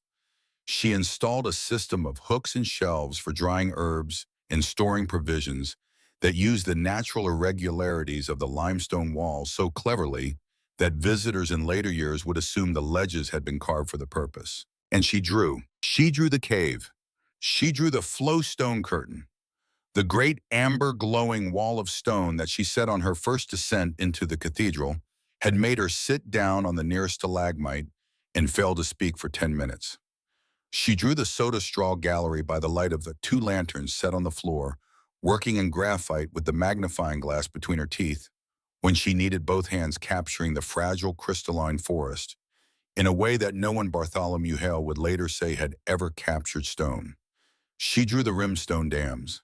She drew the pool in the second chamber, with the drip showing in her composition as a single fine line above the still water, and the still water showing the inverted reflection of the stalactites above. She drew, and the drawings began to go out over the following years to scientific journals and private collectors and museums, and the drawings began to build around the cave a reputation that no written description could have built. People could read about the cathedral chamber and nod. They could look at one of Rowan's drawings of the cathedral chamber and put the page down and be unable for a long moment to say anything at all. The years passed. The tours grew. By 1855, Orla was guiding 200 visitors a year. The income supplemented by the sale of Rowan's illustrations to scientific publications and private collectors allowed them to live comfortably. They enlarged the cabin on the ridgetop into a proper house for winter storage and for visitors who needed a place to wait. They improved the shaft entrance with a stone collar and a real roofed shelter. They hired a young man from the settlement, a polite, quiet boy named Amos Crowder, who was Zebulon's nephew, to help with the tours during the busy season and to manage the growing correspondence. But they kept sleeping in the cave. The cathedral chamber, with the amber glow of the great flowstone curtain, was home in a way no house could ever be. Ephraim died in the winter of 1862. A log broke free at the sawmill. It rolled down the ramp. It struck him across the chest and drove him into the wall, and he died in the sawdust with a look of mild surprise on his face, as if he had been about to say something, and the log had arrived before the words. He was 57. The mill had been the pride of his life, the thing he had always held over his younger brothers and his only sister, the proof of his position in the family. And the mill had killed him. His wife, a plain, kind woman named Bethany, whom he had married too late, was left with two small children, Amos, who was 4, Mara, who was 2. Bethany was not a strong woman. She had taken Ephraim's death hard, and the farm he had built was less prosperous than he had pretended, and within 18 months she too was dead of a wasting sickness that the doctor in the settlement called consumption and could not treat. The children came up the ridge in May of 1864. Elias brought them in his wagon. Josiah would not have them.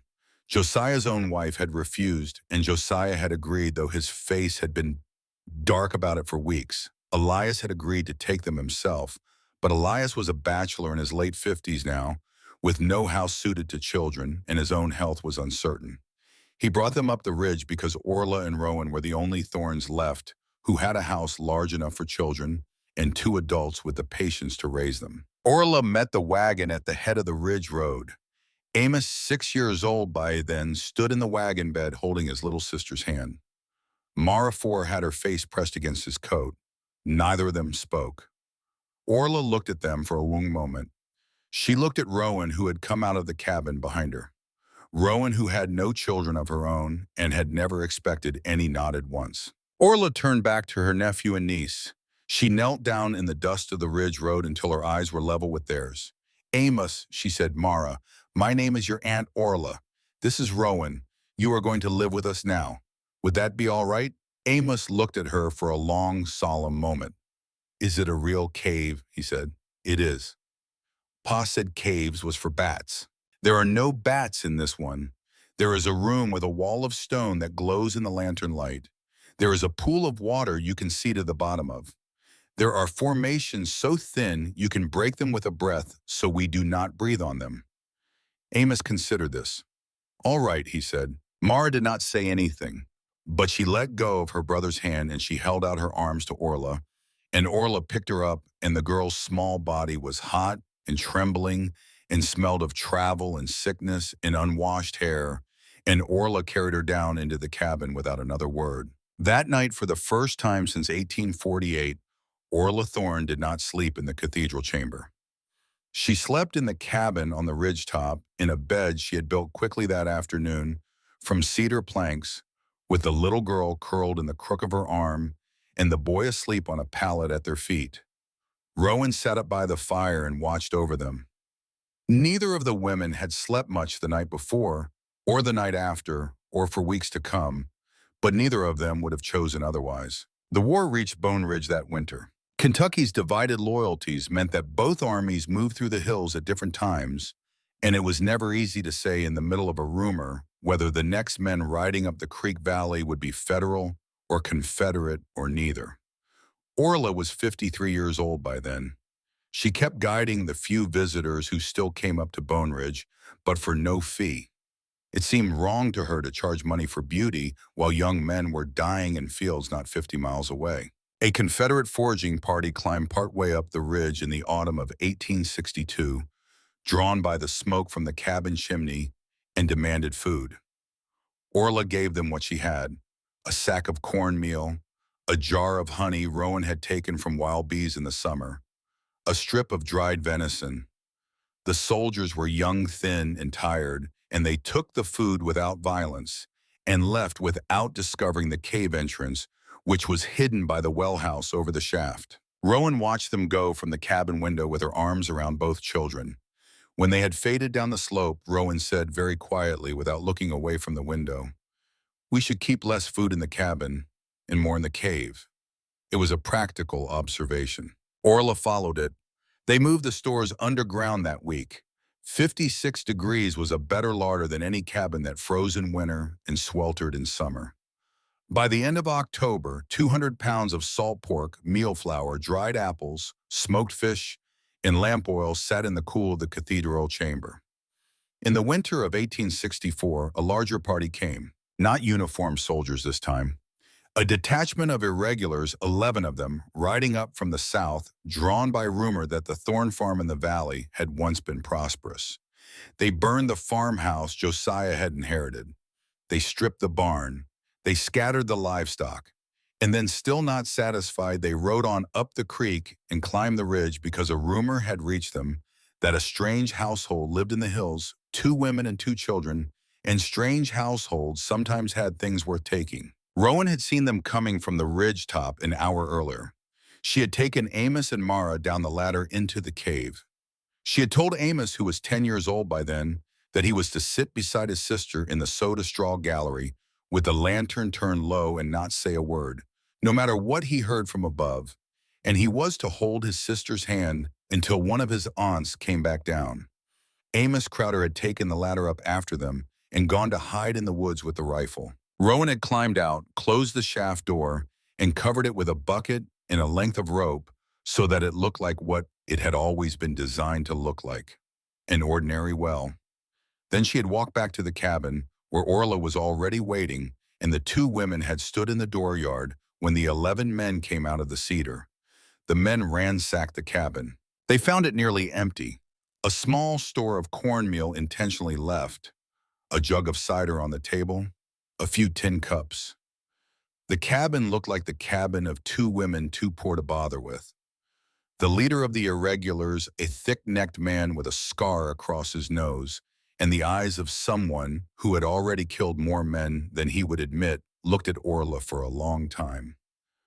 "Where's the rest, Grandma?" he said. "That is all there is. I heard some strange woman had found a cave up here." Orla looked at him. "You heard wrong." "Did I?" "You heard wrong." The thick-necked man stepped closer. He put the flat of his hand on Orla's shoulder. He shoved. Orla stumbled back against the cabin wall. Rowan took a step forward, and the man turned the pistol at his belt toward her, and Rowan stopped. I'll ask you once more, he said. Where's the rest? There is no rest, he hit her. It was a hard blow, an open-handed slap that rocked her head to the side and split her lip. Rowan made a small, controlled sound. Not a scream, not a cry, the sound of a woman who had decided that she would not give these men the satisfaction. Orla straightened. She tasted blood. She looked the thick-necked man in the eye, and she did not look away. Everything we had was in the cabin, she said. You have seen it. He hit her again. It was harder the second time. Orla went down on one knee in the dust outside the cabin. She could hear very faintly, very far below, nothing. Her niece and nephew were silent in the soda straw gallery. They were doing what they had been told to do. She set her teeth and said nothing. The man kicked her in the ribs. Orla went flat. She did not cry out. The men searched the ridge for an hour. They looked in the cabin. They looked in the woodshed. They looked at the well house over the shaft and concluded it was a well because that was what it looked like. And they did not open the door because a well was a well. They did not find the cave. They did not find the food. They did not find the children. They mounted up. The thick-necked man spat in the dust beside Orla's face. Your brothers had better land than this, he said. Shame the girls got the bones. He did not know, Orla thought as they rode away, how wrong he was. Rowan helped her up.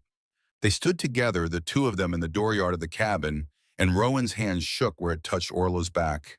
And Orla's lip was split, and her ribs screamed with every breath, and her ankle ached in the cold the way it had ached since the summer of 1849.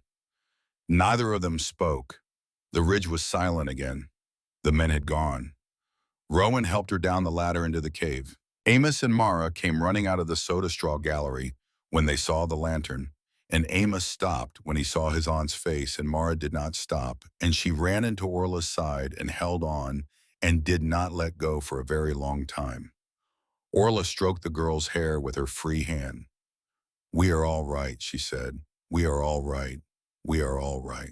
In the cathedral chamber that evening, under the amber glow of the great flowstone curtain, with the two children eating a cold supper at the small table Rowan had set out, Rowan leaned against Orla's shoulder and did not speak for a long time. Then she said very quietly, the cave saved them. Yes. The cave you were given as a joke. Yes. Rowan closed her eyes. Your father knew what he was doing. He did. That was all they said about it that night or ever. Josiah died in January of 1867. His heart gave out while he was plowing a field he had plowed every spring for 30 years. He had been working the bottom land hard as he worked everything with force rather than understanding, with demand rather than partnership. And the soil had given back less each year, and Josiah had given more, and the exchange had never been equal. He had dropped in the furrow behind the mule. His son found him at noon. He was 54 years old. Orla did not go to the funeral. Rowan asked her if she wanted to. Rowan did not press when Orla said no. Rowan walked down to the settlement herself that afternoon with Mara in her skirts, and she paid her respects at the grave. And she sat for an hour with Josiah's widow, who had always been one of the few women in the settlement who had been quietly kind. Rowan came back up the ridge at dusk and did not speak of it, and Orla did not ask, and the matter was settled between them, the way most matters were settled between them. Elias came up the ridge one more time in the autumn of 1869. He was 60 years old by then, the only brother left above ground. He descended the ladder into the cathedral chamber. He stood in the amber light of the flowstone curtain. He looked at Orla, who was 58 years old now, gray hair pulled back, face lined but steady. It is bigger than I thought it was, he said. Yes. You have been here 21 years, Orla. Yes. Ma would have liked it. Orla had not thought about that. She had not in all the years of living in the cave ever once thought about whether her mother would have liked it. The thought arrived now with the force of a small blow. Mary Thorne, who had read to her daughter in the evenings, who had underlined a verse in Isaiah and written in the margin the word wait. She had been a woman with a quiet eye. She had been perhaps the person Orla had most taken after, and Orla had not known it until this moment. Her voice was not quite steady. I think she would have, yes. Elias nodded. He looked up at the stalactites high above. He looked at the columns where stalactite and stalagmite had joined across centuries into the complete pillars that ran from floor to ceiling. "Thank you, Orla," he said. "For what?" "For not letting the ridge die with Pa." That was all. Elias never explained the sentence. He did not have to. He climbed the ladder out of the cave and he rode down the slope to his small, neat farm, and he lived there alone for another 11 years. Orla never saw him alive again. A letter came in the spring of 1880. Elias had died in his sleep peacefully in his own bed and had been buried in the family plot beside his mother and his father. Orla read the letter twice. She folded it. She put it in the tin box. She walked out to the ridge top and sat on the flat rock where she had first sat in November of 1848 with the word "wait" in her hand and nothing else in the world. She was 69 years old now. She looked out at the Cumberlands and thought about her three brothers, all in the earth now, and about her mother and father, and about how the last thorn above the ground was the daughter of the runt, the one who had been given the bones. She did not feel triumphant. She felt instead held, the way the stone had held her all those years. The children grew. Amos became a serious young man who inherited his Aunt Orla's patience and his Uncle Elias's silence. By 12, he could name every formation in the cave. By 20, he took over the running of the tours, and he was a more articulate guide than his aunt had ever been, though a less intuitive one. Mara was something else. Mara was adventurous physical, drawn to the cave's unexplored margins. When she was 12 years old, Mara crawled through a passage that Orla had dismissed as a dead end, and she came out on the other side into a chamber, nearly as large as the cathedral, full of calcite formations no human eye had ever seen. Mara came back up the ladder with her hair white with limestone dust and her eyes bright. "Aunt Orla," she said, "there's a seventh big room." Orla and Rowan went down with her. They stood in the new chamber in the amber light of 3 lanterns, and Orla turned slowly, and she understood that her niece had just discovered something that Orla, in 25 years of living in the cave, had missed. Orla put her hand on Mara's shoulder. "Mara Gallery," she said. "That is what it will be called." Mara looked up at her astonished. "Mine, yours, you found it. It is named for you." Mara Thorne, at 12 years old, stood in the room that would bear her name for the next 150 years, and did not speak because there was nothing in that moment she could say. Rowan finished her 12th portfolio in 1882. The collected illustrations of Yancey's Cathedral Cave, as the scientific community had come to call the system in their correspondence, filled a dozen leather folios and represented the most complete visual record of any American cave produced in the 19th century. In the spring of 1882, a selection of her drawings was exhibited at the American Museum of Natural History in New York. A critic for the Tribune praised them. Rowan read the review by the fire in the cabin and set the newspaper down and said only, he should see the cave. She was 71 years old by then. She died on a cold morning in March of 1888. She had been ill for a week. She was 67. She had lived in the cave with Orla for 38 years.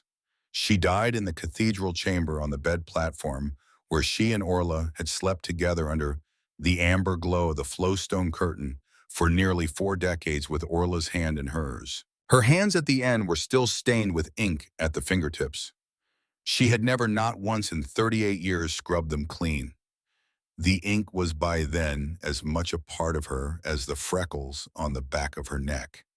She said, "You will be all right." "I will not." "You will, Orla. Look after Amos. Look after Mara. Look after the cave." "I will."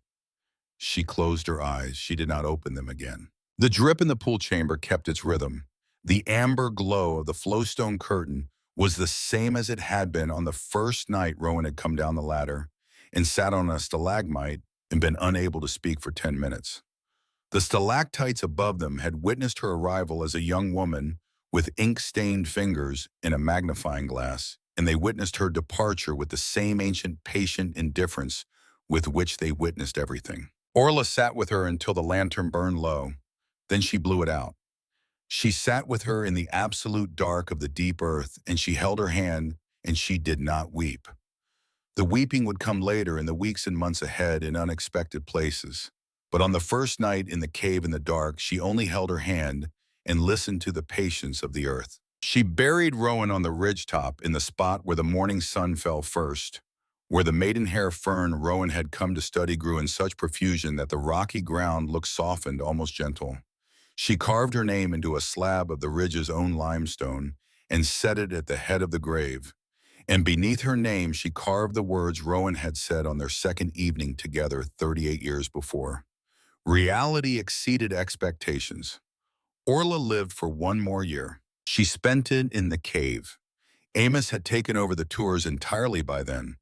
Mara had married a geologist from Ohio who had come up to see the cave in 1884 and had failed to leave, and she lived with her husband in a small stone house on the ridge and was expecting her first child. Orla wrote in her 39th notebook. She wrote about the cave's constancy, the same temperature, the same formations, the same slow drip in the pool chamber, meandering she now calculated for something closer to 75,000 years and destined to fall for 75,000 more. She wrote on the last page about the crack in the rock. Too narrow for my brothers, she wrote, too dark for my neighbors, too strange for my father, and just wide enough for a woman who was willing to turn sideways and push through. She set the pen down.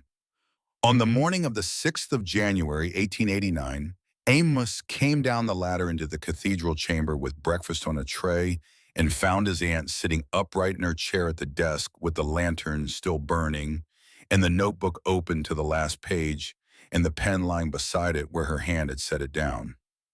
Amos stood for a long time. Then he set the tray carefully on a flat stalagmite. He walked to the desk. He put his hand very gently on his aunt's shoulder. The shoulder was cool. He recorded in the cave's logbook that night only what a careful man would have recorded. The time he had found her, the state of the lantern, the temperature of the cathedral chamber, which was 56 degrees as it had been every morning for 40 years. He closed her last notebook. He placed it on the shelf beside the others. 39 notebooks spanning 40 years of observation. Then he climbed the ladder out of the cave into the January cold and stood on the ridgetop and looked at the mountains which were white with snow and very still. Somewhere below him in the dark, the drip in the pool chamber kept its rhythm. The cave went on. Amos Thorne, the nephew she had raised from a frightened 6-year-old in a wagon, operated the cave until 1912. He expanded the tour route to include the Mara Gallery. His own son, a boy they named Elias, operated it until 1938 and added electric lighting in 1929, a modernization that his great-aunt would have found practical and faintly regrettable in equal measure. The 39 notebooks were donated to the library at Transylvania University in 1940, where they became a foundational resource in the study of Kentucky karst geology. The surveys were cataloged under the name O. Thorne, and it was not until the 1950s that a young archivist going through the correspondence discovered that O. Thorne had been a woman and the catalog was corrected and a quiet paper was published arguing for the reassessment of her work, which was already by then acknowledged as the foundation of every scientific study of the cave. Rowan's illustrations were acquired by the Smithsonian in 1955. A selection remains on permanent display. The cave was designated a National Natural Landmark in 1972. The Great Flowstone Curtain is still intact. The soda straws still hang in their crystalline forest. The pool in the second chamber still holds its clear, still water fed by a drip that has not stopped since before people walked this continent. Modern geologists have confirmed and extended Orla Thorne's observations. The cave holds its temperature between 55 and 58 degrees. The formations are calcite, aragonite, and gypsum. The hydrology follows the path she traced. A geologist at the University of Kentucky, writing in 2004, described the Thorne notebooks as among the most detailed and accurate amateur cave surveys of the 19th century, remarkable not only for their precision, but for the evident affection with which their author regarded her subject. The crack in the east face of Bone Ridge is still there. It is still 18 inches wide. Orla's careful widening to 20 inches has been slowly worn back by a century and three-quarters of weather. The crack still breathes.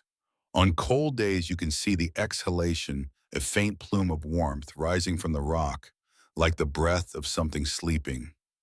Most people walk past it. It is too narrow, too dark, too much like a mouth. But the cathedral is still there on the other side, 40 feet in and a world away, exactly as it was on the 12th of November, 1848, when a 37-year-old woman who had been given nothing turned sideways and pushed through. The amber glow of the great flowstone curtain still holds its patient fire. The drip still falls. The air still moves through the passages in its long, slow, ancient breathing. The cave is waiting. It has always been waiting for the next person narrow enough and brave enough to turn sideways and find out what the darkness holds. The earth keeps its wonders in tight places. It always has. The question was never what lay beyond the crack. The question from the very beginning was who would be willing to go and see.